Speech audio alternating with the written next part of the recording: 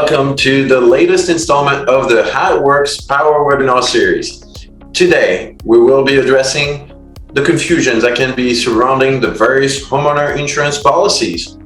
We will also talk about the different types of coverage that may be available to community associations, and also one specific point regarding coverage of the upgrades in someone's unit. Let's dive into this. And today we will have the help of the one, the only, the grand Steve Roderick, the broker that fixes things. Thank you for the wonderful introduction, David, and thank you all for joining us today.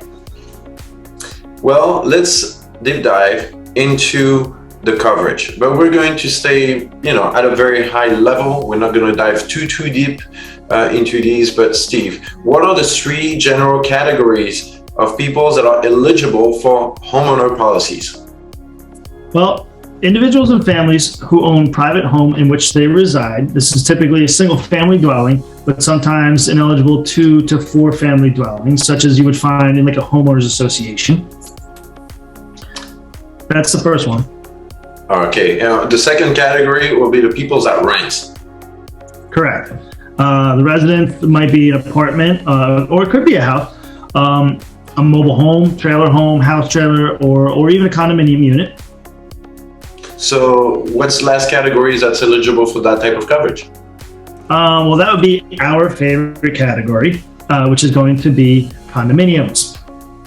All right, these categories are very different and they all have different needs. How many programs are out there to cover the needs of all these people? Well, David, I am so glad you asked, because there are 8 fascinating programs. No doubt there. It's got to be fascinating. So lay it on us. Let's dive into the H1, 2, 3, 4, 5, 6, 7, and 8. If you didn't know it exists, we're going to talk about it. All right. Okay, so before we dive into that, David, let's clarify a few terms you're going to hear regarding property policies and the perils covered by those different types of policies. So what you're going to hear is the broad form, you're going to hear basic form, and you're going to hear special form. Now remember, those are property policies. That's the basic form, broad form, and special form. Let's start with the basic one. Can you tell us a little bit what type of perils, if any, are covered by a basic form? Okay, the most basic form will cover fire, lightning, windstorm and hail, explosion, smoke, vandalism, aircraft or even vehicle collision. There's some riot coverage or civil commotion, sinkhole collapse, and all important volcanic activity. All right, all important. So how about the broad form? Okay, the broad form will include all of those things that I just mentioned, but it actually adds on top of that burglary and break-in damage, falling objects such as, say, tree limbs or something, the weight of ice and snow, freezing of pipes and plumbing, accidental water damage, and believe it or not, artificially generated electricity, which sounds odd, but it does happen, and it's something other than lightning. All right, so now the third form of coverage is called the special form. Why is it so special? Well, it is the most expansive and comprehensive form of insurance coverage.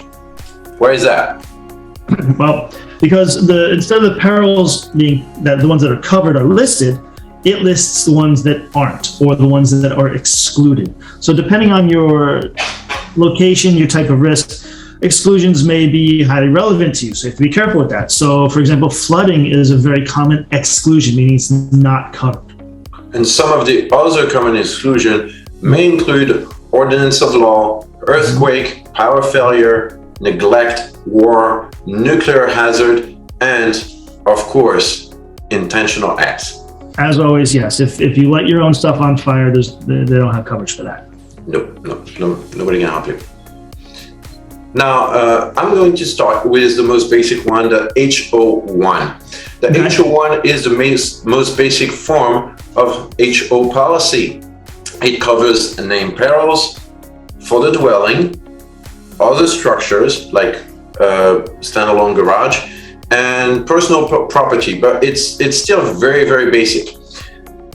In essence, it's for somebody that already owns the house outright, that is not worried about anything except the price, and they can still sleep good. Yep. So Steve, what's the difference between H1 and H02? Okay, well, the H02 is referred to as the broad form, and it provides named broader perils of coverage. So it's enhanced coverage, but it's still pretty basic. All right. Now the H03 is a special form coverage. It has an open peril format. Steve mentioned about it earlier. It protects your property against anything except what is explicitly excluded in the policy. Just like an H02, this program provides coverage for the dwelling, the other structures, and also a little bit for your personal property. Sure. It provides nice coverage, but the focus is not on the personal property. Hence, it's often a policy type required, say if you have a mortgage. Yeah, because the banks, they really don't care about your stuff. They care about the building itself. So that's what the focus is. But what if I want more coverage for my stuff, Steve? Okay, we can do that. That's an H05, all right? Comprehensive form. Provides open perils, coverage on dwellings, other structures, and personal property. So it's like a special form, open perils for those things. It's the best, broadest coverage for your home and its contents, but it's definitely going to come at a higher premium. All right, but hold on, wait a second. Well, I was going to jump to 6, but I think we skipped the H04. You are correct, sir. Good point. That is for tenants, and it's an important one. We come across this a lot in condo world. It's Absolutely. for renters insurance. It provides personal property and liability insurance for somebody renting or a tenant in these structures. So we can go on about that, but that's a whole other webinar in and of itself. All right, so we're going to stay high level and move on to the H06. Yes, that is my personal favorite, probably yours as well. H06 provides coverage for personal property on a main peril basis with limited dwelling coverage, unit improvements, betterments. H06 is designed to meet the risk management needs of the owners of condominium units and some co-ops, but mostly what you're going to find in condo worlds for the unit owners. All right, so the H06 is similar to the H04, but it includes special provisions specific to the condo or the co-op unit that the owner has. This is an owner-only policy. That's correct. So if a unit is being rented, the tenant should have his own H04 policy to cover his personal property. Now, what do you think about having a resolution passed at the community association level to have an H04 or H06? So you're talking about a resolution? Mm-hmm. Okay, so absolutely. And for a couple of reasons, really.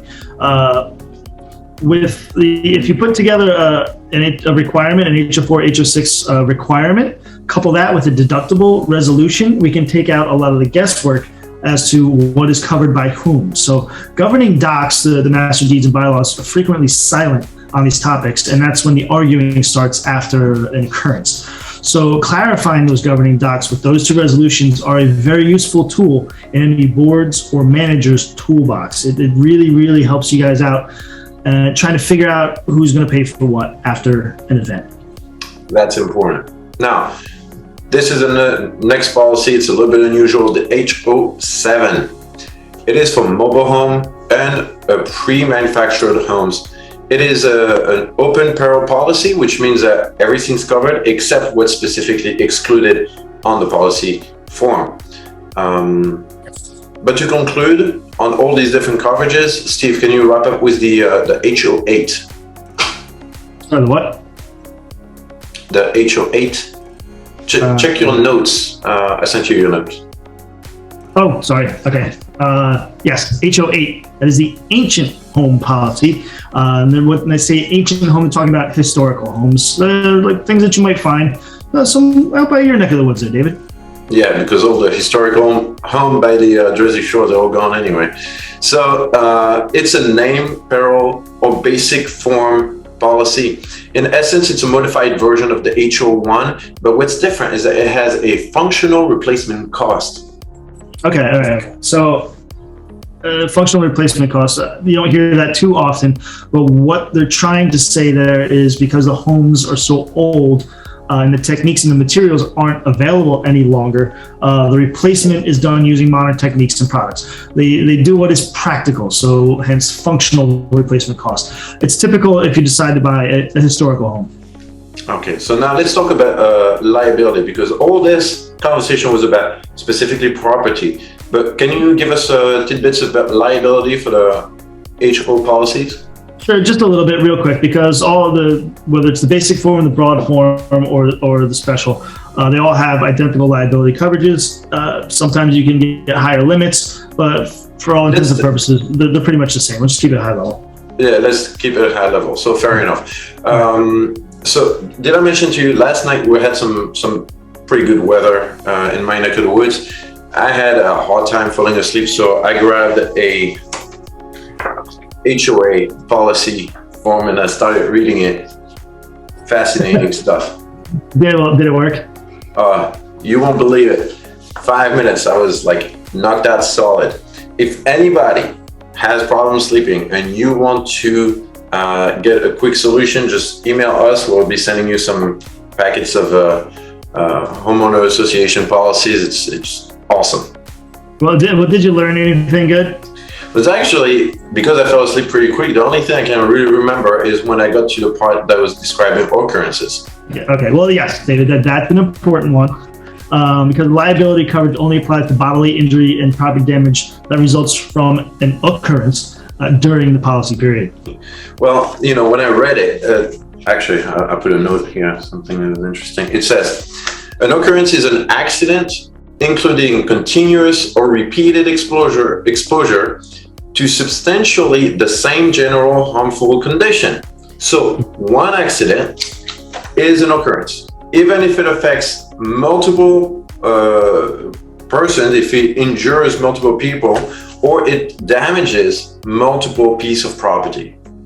Yes, and an occurrence can be a sudden event or a continuous condition as long as it is accidental and we can apply a date to it.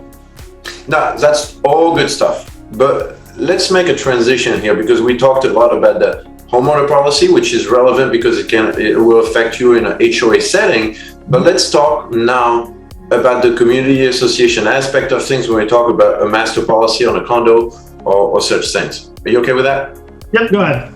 All right, so while reading the policy the other night, I came across a couple of terms that are frequently asked about. It's like bare wall, single entity, or all in. We're not talking casino here, Steve, as far as all in, but where does this all fall in when it comes to community association? Okay, and that's a very good question. And we should stop right here just for a quick second and clarify that this is talking about community association insurance. So it's the insurance that the association must purchase, not the unit owners. And we're not talking about, and that goes for condos, HOAs, or co-ops. So when we're speaking of single entity, bare walls, or all in, we're talking about what the association has to purchase. Excellent. Now, can you give us a quick, understandable definition of bare wall? Yeah. Sure, no problem.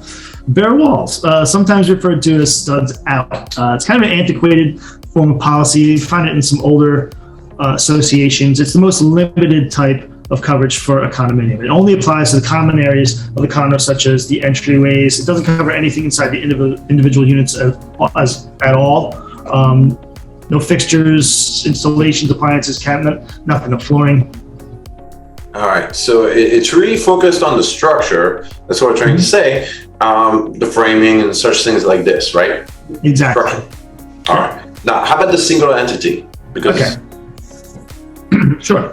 Single entity is the most common type you're going to find in this area. Also referred to as original specification or builder specs. It applies to all of the property, including some of the items that are in the individual unit. It's not personal property, but items such as cabinetry and fixtures. So it does not cover things like computers, clothing, individual condo stuff. But what it does put back floors and wall coverings. All right, Steve. So what does all in means in the context of your property coverage and community association? Okay. All in something you're going to find most likely in a co-op situation, but it's intended to cover everything, including upgrades installed by the developer or the unit owner. So you take single entity coverage and add all the built-in appliances and the upgrades or improvements that the owners or the developer has made to the units. Fantastic. Though, do I still need an H06 if I have like an all-in?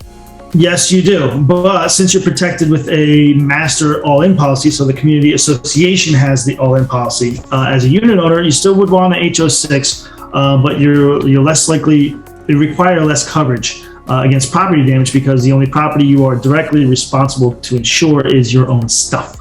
Such a good point. Now, let me ask you this. I'd like to go back to a point you made earlier.